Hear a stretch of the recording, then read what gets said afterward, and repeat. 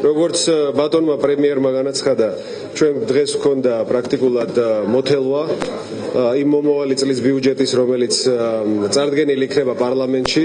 შევთანხმდით გარკვეულ პარამეტრებზე, მაგრამ ასევე შევთანხმდით იმაზე, რომ სამუშაო პროცესში, როდესაც რეალისტური განცდა გვექნება თვითონ ფაქტობრივი ხარჯები გასული წლის როგორი იყო, ასე ვთქვათ, მიდგომით დაიგეგმება მომავალი წლის ბიუჯეტი.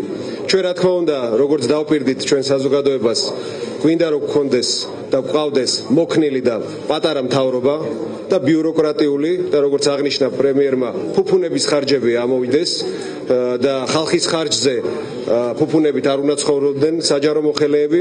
სწორედ ამ დროს აღმოვაჩინეთ, რომ როდესაც მთავარ პრიორიტეტად ჩვენთვის, ჩვენი მთავრობისთვის არის და იქნება ჯარისკაცი, მისი უზრუნველყოფა, როგორც მატერიალური, ასევე სოციალური უზრუნველყოფა, როდესაც გვჭირდება ჩვენი თავდაცვის სამინისტროს განვითარება და აუცილებლად ახალი თავდაცვითი ტექნოლოგიების შეძენა, ვერ მივცემთ თავს უფლებას, რომ პრეზიდენტის ტრანსპორტი, როგორც არის თვითმფრინავი, გამოყოფილი იყოს თვეში 800.000 ლარი.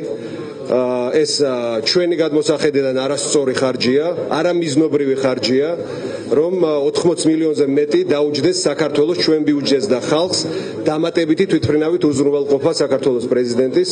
სწორედ ეს საკითხი არის გადახედილი და ჩვენ ალბათ ამ ვალდებულებისგან გავთავისუფლდებით. გადახდილია თუ დეტალები გაინტერესებთ, 80 მილიონი ლარიდან 13 მილიონი ლარი უკვე მომავალში გვაქვს ვალდებულება, რომ გადავიხადოთ 74 მილიონი და სწორედ აქედან გამომდინარე ეკონომია იქნება ჩვენი ბიუჯეტისთვის და თვლით, რომ ამდღარ ხარჯებს ჩვენ მომავალში აღარ გავიღებთ. ასე რომ ჩემი აზრით, მთელი ბიუჯეტი ეფექტურად უნდა იყოს მიმართული სწორედ ჯარისკაცის, ჩვენი მეომრების და სამხედრო შეიარაღებული ძალების საბრძოლო მზადყოფნის განვითარებაზე და არა ერთი ადამიანის ასეთ ფუფუნებაში მომსახურებაზე.